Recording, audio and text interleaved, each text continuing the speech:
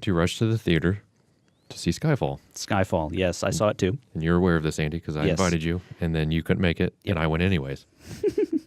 Yes, I ended up going on Sunday morning instead of Friday evening, but I guess it was the same movie. They might have changed it in between, but That's true. They could have just recut it and everything, and so we may be talking about a completely different movie. yes. I brought up a few comments on the Facebook page, and since then, I liked the movie at that point, but there was just something about it that really bothered me. But since then, it's really grown on me. I still maybe don't know what the issue I have is, so maybe we can work that out. Maybe some cinema therapy can go down, and we'll figure this out. Yeah. But I really liked it. One of the elements that I ended up really latching onto was the fact that they kind of made two movies in one. Yes. They made an origin story, and then they made a I'm too old for this kind of movie and blended that into one movie. And it's almost as if the first two movies didn't even exist. Yeah. And that's kind of the feeling I got. And maybe that's what really irked me. I don't know. I had kind of felt like going into, after I finished watching it, I kind of felt like maybe Casino Royale, Quantum of Solace, and Skyfall were sort of a trilogy. But now that I really think about it, you're kind of right. This is sort of like out of the Daniel Craig timeline. This is sort of like what am I going to do with myself now? And now, yeah, I kind of agree with that. It's almost as if you could get rid of Quantum of Solace. I think it's safe to get rid of Quantum of Solace. See, that's the thing. It's not that bad, but it's not that good either. See, I really like that one, though. Really? Absolutely, yeah. I really liked the movie. Well, I liked the reinvention. It was sort of like it fit with the reinvention of the Hollywood, like the comic book movies from the Tim Burton Batman to the Chris Nolan Batman. It kind of continued that trend where it grounded James Bond in this aspect of realism. Where like this, you go back and you look at Roger Moore now and you just can't believe you ever bought it. Like it's that 80s camp version of what this is. This is, if someone actually did these things in modern day, he's got to be someone pretty much like this. And he pulls it off. Yeah. Well, that's the Daniel Craig version of Bond, which I love. Yeah. I love that version of James Bond. But, Quantum of Solace didn't quite hit the point for me. But Skyfall. It's not perfect, right? It's not perfect. But anyway, Skyfall. My main thing about it is I loved what they did with it. I loved that they talked a lot about what made James Bond who he is and where he came from and all of that. I don't want all of my James Bond movies to be like that one, though. Right. Like, I'm glad that they sort of took this sojourn off to the side and they made a lot of nods to sort of reassure the audience, we're going to get back to the normal thing at some point. It's okay. We're gonna this almost like is sort of like a reboot in sort of the same way that Dark Knight Rises was. And that's what I think that maybe that was my issue was like, didn't we already sort of grow to know this character in the first movie? It makes me wonder if you could watch Skyfall and then watch Casino Royale and have no sort of leap of like, oh wait, like almost as if they kind of, it's like a prequel to the three movies, or I don't know. There's one aspect that wouldn't work, but that's true. We can't talk about that because it'll spoil things. But yeah, I mean, I love, and I definitely agree. Like sort of the James Bond, but the thing you said about it sort of being two movies in one, it's sort of like a lot of James Bond movies are like that. It's like you have like the first opening scene is like a completely different adventure that sometimes ties into the current thing, but frequently doesn't, and then it turns into like a whole other thing. But this one is even more so. There's like a cut point where it's like you could you could roll credits and have another movie next summer that's a completely different James Bond movie at that point. Well, one thing about the movie also that I really enjoyed was that they tied it into sort of the old movies as well as building it for future movies. It's like okay, we're gonna give you those sort of not necessarily, not all of them were cutesy in nature, but a lot of them were just sort of tie-ins to sort of the feeling and the style of the old movies and sort of reinventing the environment that James Bond sort of is in. Yeah, I mean there's clear, distinct things that happen in the movie that put him in a completely different environment now. Yeah, Casino Royale and Quantum of Solace were big departures from a lot of staples of the franchise. So Quantum of Solace and Casino Royale, no Q. Right. The gadgets he just sort of like has with him, and he's not. There's not the scene that is the classic James Bond scene where he walks around the room and says, "Oh, what does this thing do?" And "Oh, what does that thing do?" That's been in every single James Bond movie since the Connery era. And this one sort of like reintroduced a lot of those aspects that had just kind of disappeared from the series. And then, of course, the other two movies are almost like travel films, in my opinion. Like I've always thought that. It's a really great way to put it, yeah. They're just going everywhere and anywhere to make the story happen, whereas this recent movie really is grounded in England, in Scotland, like just the region. It's just kind of stayed there and played out in a very unique fashion. Yeah. Now, did I think the movie was a little too long? Am I the only one? Did it linger maybe a little too much in the middle? Yeah. I mean, James Bond movies are always long. They're generally 2+ hours, if I remember correctly. So they're always a little bit longer than your standard action movie. But compared to the other two, at least definitely I guess, Casino Royale. Yeah.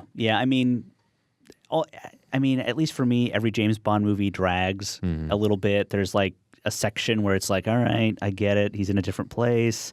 He's talking, now he has to have sex with that woman. Right. And here are the 5 things, here are the 10 things that James Bond has to do before we can get to the next scene. Let's just go for it. Okay. Right. But this one did not strike me as any more egregious than the other Bond movies. But and then that's not to say that in this movie there isn't sort of any sort of exotic locations, because there are. It just doesn't seem like they make a big deal out of it. Yeah. Which is kind of strange. Yeah. I mean, there's sort of the opening scene that's sort of common to James Bond movies where he's having this very big action set piece sort of scene. And then from then on, he's basically pretty much in England for the most part, except for like 1 or 2 other scenes. He does go to Asia. Yes, that's right.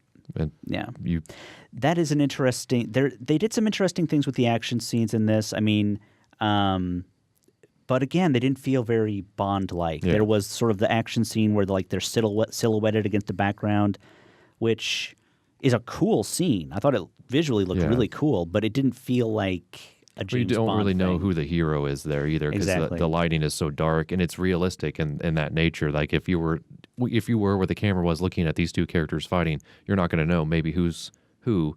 But at the same time, Bond movies kind of glorify this is James Bond, you know. Yeah. And that's the other thing too, is I feel like they're continuing that really interesting nature where like James Bond isn't just like pow pow, you're down. It's like you're really getting. He's got to work for it. Yeah, and he's scrapping, especially in the opening scene. He's really scrapping his way to trying to win. And in all the movies, he doesn't necessarily come out the victor. Yeah, he just has to find ways of coming out on top. Yeah, and that's the thing I love most about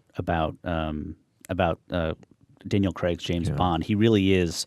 And I think, our friend Landon, who's been on the show a few times, he writes for a film blog called Film School Rejects. And he wrote, and I picked up on this in the movie, and then he wrote it, and it just brought it all back. We've had 2 superheroes. James Bond isn't really a superhero, but at least in the same realm as a Batman. Sure. Where the hero is basically broken at some point in the movie. And I just started to wonder, is that going to become the new trend where like we've done every possible story beat. Now we just have to basically twist the character into knots and make them unable to perform tasks in order to make this something, in order to give us enough story to keep moving. Yeah, and that's definitely one of the themes in this movie. It's sort of the second part of what I think it is. It's just sort of, I'm getting too old for this. And there's clear, like, even lines in the movie where it's just like, maybe you just can't go back out in the field. And he's dealing with that. And so that's it. It works in this case because there have been so many James Bond movies. It almost makes you think like, maybe they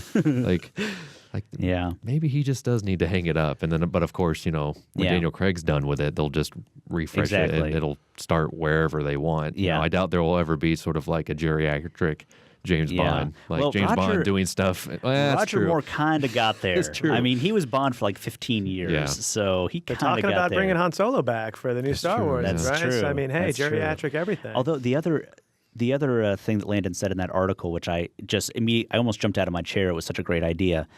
Idris Elba as James Bond. Wouldn't that be like so nuts and just crazy enough to work? And I've heard sort of that rumor that could happen. Yeah, that would be. I'm dying to see that movie. That would work. I really want to see Idris Elba as James Bond. Idris Elba, if you don't know his name off the top of your head, he played Stringer Bell on The Wire. He's on what's that British show he's on right now? I can't remember. He plays a detective. I can't think of the name of it. I don't know. He's you would recognize him if you saw him. He's been in a ton of stuff He's a lately. good character actor. He's amazing. But anyway, Skyfall, yes. I would say yes. Yeah, it's definitely worth checking out. One thing I will say on how full was your theater? I mean, this movie made bank. Yeah. It did not even affect the other movies. It was a like big movie weekend. It was its only. I went Sunday morning at 9:30, but there were still about 20 people in the theater. How many women were there? Oh, that's a good question. I don't really know. I think there was actually a lot of women, I would say. My theater Friday at 6:30, there were even just girls going out on like a girlfriend date, like together. More of that than there were. Yeah. I mean, it was ridiculous. I looked around. And for probably about 10 minutes, I looked around and I was the only guy in the theater. Wow. Because I went with my wife.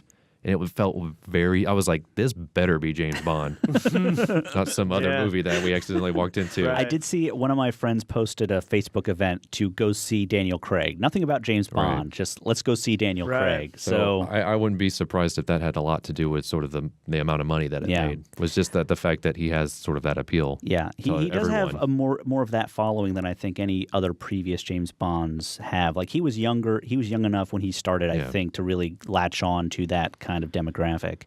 So I was just really shocked because I hadn't seen that in the other two films. Yeah. And of course it made like what, 80 some odd $1 million, 89 maybe. Yeah. It was over 70, yeah. Yeah. It's a big weekend. And like you said, it didn't. The other movies all did really well too, and the other top five. And of course we're recording this before its second weekend. Right. So Yeah. I only imagine it's going to make. It's got to hold. Yeah. a It's not lot going to of drop money. too much. Yeah. So. But yeah, it's been playing worldwide as well. It's been setting records worldwide before it got here.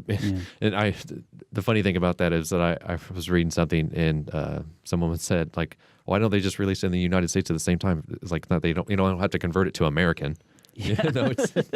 I thought, no, that's a good point. But it was out for a number of weeks and was making it made at least 300 before it came over. Yeah. Mm-hmm. So it's well deserving of the money it's making. And you keep hearing these things about Daniel Craig, like, I don't think I want to do this anymore. It's like, yeah, you do. Like, because he's just complaining about sort of the physicality of it. You know, the amount of working out. Like, he hates working out. And I would imagine if you're working out like he is every day. If you need to look like James Bond, then that's another level. That's another level. Like, I work out 3 times a week, but not to look like James Bond. Sure. Right. And so, it makes me wonder how real that is at times. Because then I read other things and it's just like, I'm really proud of this movie. It's like, okay, you got to pick, like, quit making me worry, Yeah. So I think he's contracted for at least 2 more.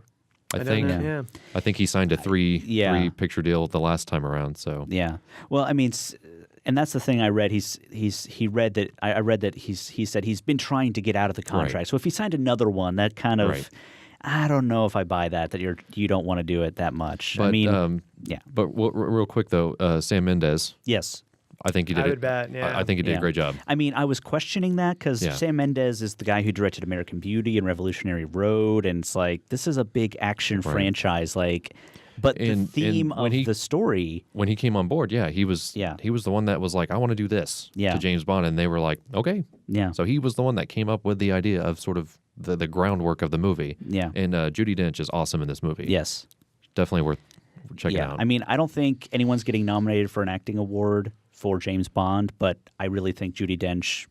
There's an outside chance she gets nominated for Best Supporting Actor. Like, if you look at the trailer, it's a lot of her. She's almost more important to this movie than James Bond. That would make.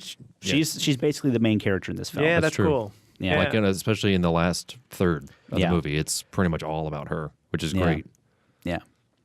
So I think we're going to start seeing serial 007s then. We're going to see serial 00, and there's going to be the TV show, and there's going to be the extensions, because now it doesn't just have to be Bond. Where's the girl? Where's the girl? Yeah.